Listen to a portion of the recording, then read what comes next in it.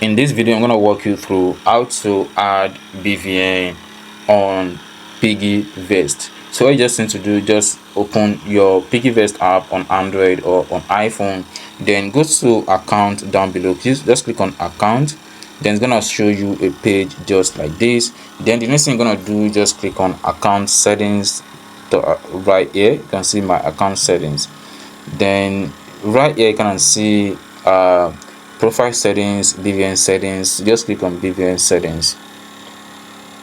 Then you can see right here BVN verified, and basically I've already input my BVN on this page. You can see what's BVN. BVN is a unique 11-digit number assigned to you by the Central Bank of Nigeria, which is CBN, to help banks identify you and prevent fraud.